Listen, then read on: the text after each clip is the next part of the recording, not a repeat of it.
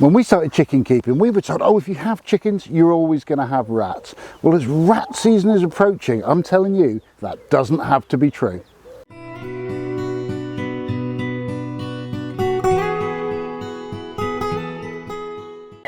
Hello, welcome to English Country Life, welcome to the chicken enclosure. My name's Hugh, and together with the fantastic Fiona I run this small holding here in rural Lincolnshire, where we take great joy from the chickens we breed. Now, a lot of people think that chickens and rats go hand in hand, but they don't have to. There's no reason for that. It's just things like bad housekeeping and dealing with issues that are sort of around you to prevent any kind of serious rat problems. So today we're going to start a new series, and in this episode 1 we're going to talk about how to prevent rat problems, and in episode 2 we're going to talk about how to deal with rats that you haven't been able to prevent. Let's get started. I really wanted to make this series now, and I reached out to our friends at Lodi, who make some of the best pest control equipment out there, to help us, and they've sponsored this series, so thanks guys, that's really appreciated. But why now? Well, you will hear noises around us today, and that's because all the fields around us are being harvested and being ploughed, so the crops are being get in and the fields are being prepared for winter products. Well, why does that matter? Well, all the rats that were out there feeding on things that are in the field, making burrows in the field, are now homeless and hungry, and they're looking for new places to go. Why does that matter? Well, rats carry disease. They carry leptospirosis. They carry salmonella, which was a huge problem in poultry for a very long time. And these days they can also carry avian influenza. And we even have a legal obligation to make sure that we control rodents on our property so that we don't get bird flu outbreaks. But it's not just the disease, they also carry parasites. They carry things like northern fowl mite, which is a horrible parasite, a bloodsucker, and once on your flock, they're really hard to eliminate. And they'll even do physical attacks. They will kill young chicks, they will steal eggs, they will attack older, weaker birds. So there's all sorts of good reasons not to allow them on your property. But they're out there, they're roaming as people are harvesting. So we've got to do several things. We've got to make our properties unappealing to rats, and we've got to look for signs that they're there and take preventative measures. And that's what today's video is all about. The next video in the series will be how to eliminate rats, and sometimes they will be established on neighbouring properties. There's nothing you can do about that, and you have to control them. But for today, let's look at signs that they're there and how to make your place unappealing. So what are your early warning signs that you might have rats around? Well, you might see them, but they're primarily nocturnal. So keep an eye out when you're locking your birds up at night at dusk, and you might just see them scampering around with that weird little humpback run that they've got. But other things to look at, if you've got a garden and you've got some compost, that's one of their favourite places. Keep an eye if you've got composters for gnaw marks. You'll also see them on things like the doors of sheds. You may see them around where you keep your feed. But anything that rats are gnawing at is a good sign that they're coming around, they're trying to find somewhere to live, something to eat. Other things to look for are droppings, and droppings can even be aged. When you see rat droppings, if they're black and tarry, they're fresh. If they're lighter in colour and more fibrous looking, they've dried out a bit and they've been there a while, which means you have had rats, but perhaps not in the last day or two.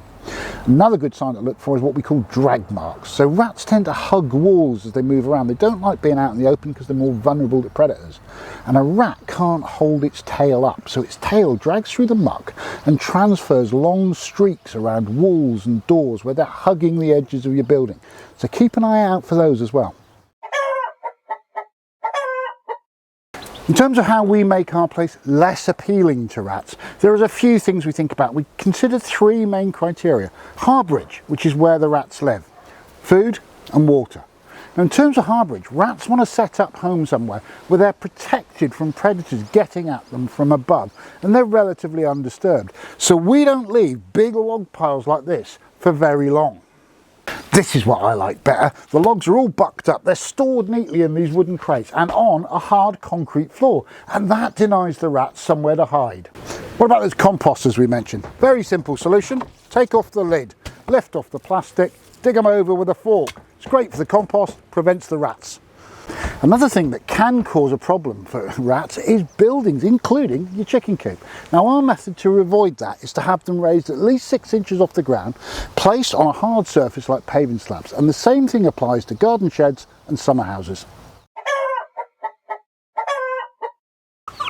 This is one of our secret weapons to deter rats. It's a metal treadle feeder. How does it work? Well, the treadle is counterbalanced, so you need a heavier chicken to step on the treadle. It lifts the lid and lets them access the food. And as soon as they step off, it closes. And being metal, a rat can't chew its way in. We had to think about what we do with the backup food as well. We go and get feed from the feed merchants now and again, and obviously we have more sacks than we need to put in the feeders at one time. Now we store our spare feed in these. These are clamp top metal oil barrels. No rat is going to chew their way into that. And the other fantastic thing about them is we got them second hand and they used to contain Marmite, so they smell amazing. Making drinkers rat proof is a bit more complicated. Now a lot of people don't seem to worry about drinkers, but water is one of the great incentives for rats, and here's the real problem. If they drink from that, they can infect the water, and then water can pass to your chickens the following day. What we do is just empty the drinkers at night, refill them in the morning. In terms of keeping the rats out, this stuff is pure gold in my opinion.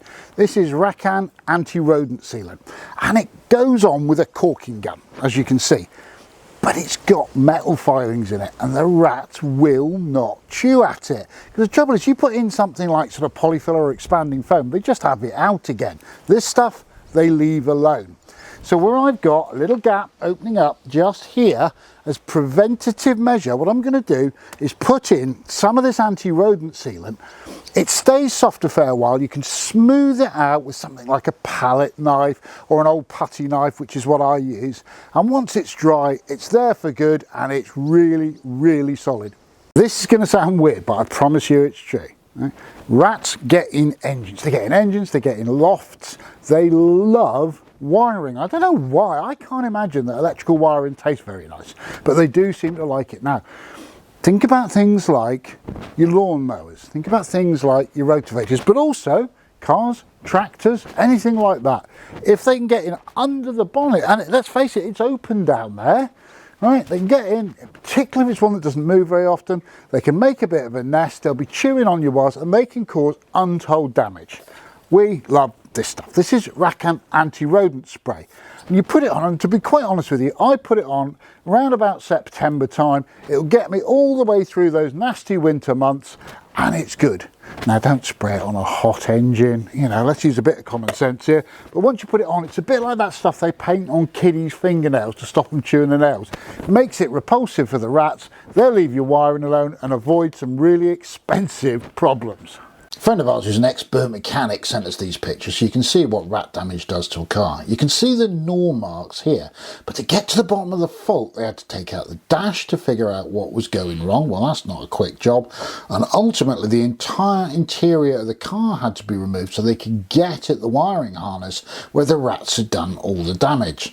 That's the old wiring harness. That had to be completely taken out of this Mercedes. An entirely new wiring harness had to be fitted. I don't know what that cost, but that can't be cheap, can it? Prevention is worth it. That's a brief roundup of some of the measures that we take just to prevent rat problems in the first place. I love the old saying that an ounce of prevention is worth a pound of cure. You don't want to have to be dealing with rats if you can just keep them out to begin with. Biggest things that I recommend are really be careful about food and water, because that's what's attracting them in.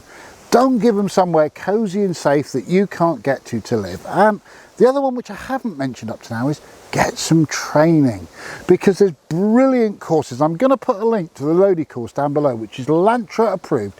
It costs less than 100 quid and it gives you professional rodenticide qualifications. And I'm going to talk more about it next time, but it's worth dropping it just into this, because I think for us as smallholders, when we learn a little bit about stuff, it's actually really easy to avoid the bigger problems. I hope you've enjoyed that, and if you have, can you spare us 5 seconds? Give us a thumbs up down below. If there's aspects of rodent management and pest control you want to know about, leave us a comment down below and we'll try and answer you down there, cover it in the next video. We'll do a special video to come back to you. If you want to see those videos and everything else we do, tap on subscribe and hit the bell next to it. It's a free service, but you'll hear every time we upload a new video. For today, thanks for joining us. Come back and see us soon. Take care.